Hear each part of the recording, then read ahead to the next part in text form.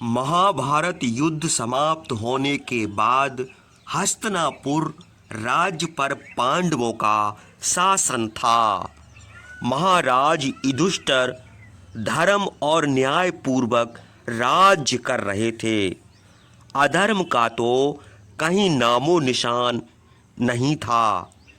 पांचों पांडव माता कुंती के साथ साथ धृतराष्ट्र और गांधारी को भी माता पिता तुल्य मान सम्मान देते थे।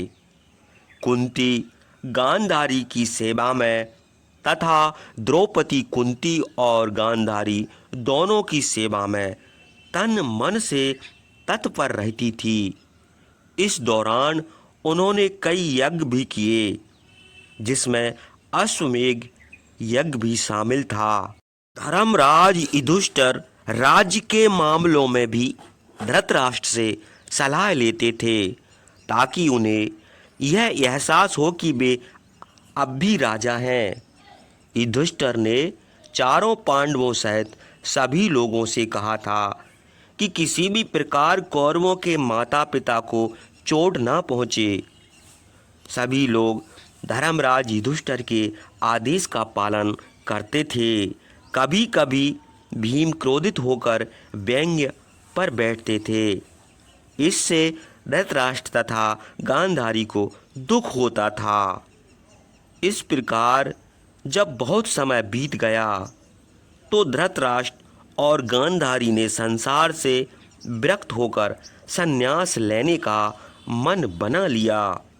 एक दिन धृतराष्ट्र ने धर्मराज युधिष्ठिर से कहा, वत्स, तुम पिछले 15 वर्षों से श्रद्धापूर्वक हमारी सेवा कर रहे हो।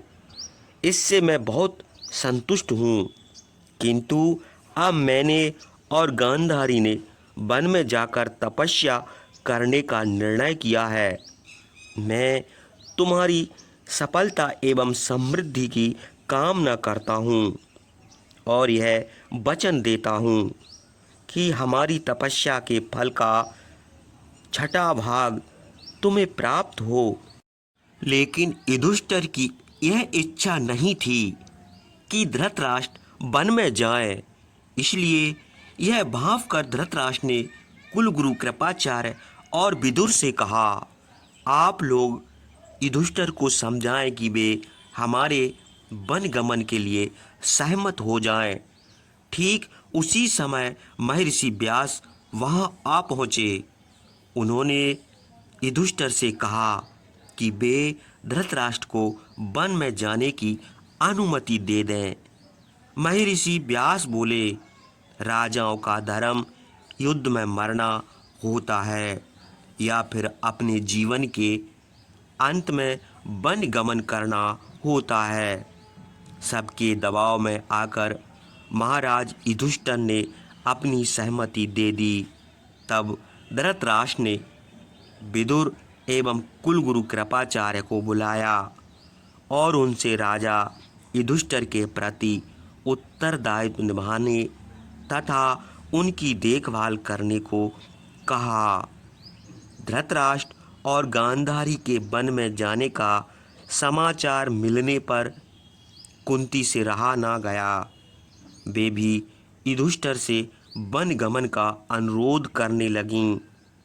पांचों पांडव अपनी माता के साथ कुछ समय और व्यतीत करना चाहते थे, परंतु कुंती ने कहा, वत्स, बुढ़ापे में मोक्ष की प्राप्ति हेतु उपाय तो करने ही होते हैं। अगर मैं भी इस ओर कदम बढ़ा रही हूँ तो तुम लोग रुकावट ना बनो। सभी पांडव रोने लगे। माता कुंती ने सबको ढांढस बंधाया। फिर उन्होंने ज्ञान और कर्म का उपदेश देते हुए कहा, पुत्र, कभी किसी का दिल नहीं दुखाना, यही सबसे बड़ी पूजा है।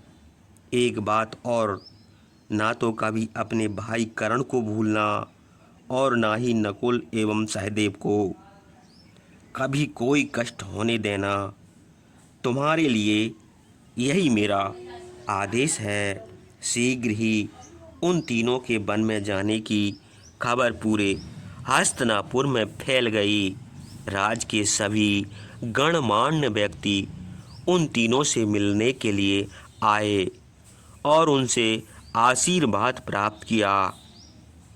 धृतराष्ट्र ने राजा युधिष्ठिर के प्रति वफादार रहने का। धृतराष्ट्र, गांधारी और कुंती ने युधिष्ठिर सहित सभी पांडवों को आशीर्वाद देते हुए कहा, वत्स, इस राज के प्रति हमारा उत्तरदायित्व समाप्त हुआ। अब तुम राजा हो, अतः यहाँ के नागरिकों की सुरक्षा की जिम्मेदारी अब तुम्हारी है। प्रजा का हित देखकर उचित निर्णय करना ही राजा का कर्तव्य होता है। तुम ऐसा ही करोगे, यही हमारी कामना है। फिर वे लोग वन के लिए निकल गए। धृतराष्ट्र गांधारी के कंधे पर हाथ रखे हुए थे। चूंकि गांधारी की आंखों पर पट्टी बंधी थी, इसलिए कुंती ने उनका नेतृत्व किया। संजय भी धृतराष्ट्र के साथ जाने को तैयार हो गए। जब वे चलने लगे तो कुंती ने कहा कि राज की देखभाल के लिए द्रौपदी और चारों पांडव युधिष्ठिर का साथ दें।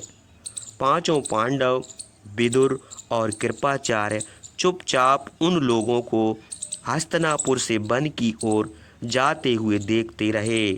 वे सभी 3 साल तक वन में रहे। एक दिन वन में भयंकर आग लग गई। उस आग से बचने का रास्ता ना देखकर तीनों ने स्वयं को आग की लपेटों में झोंक दिया। यह समाचार पांडवों के लिए असहनीय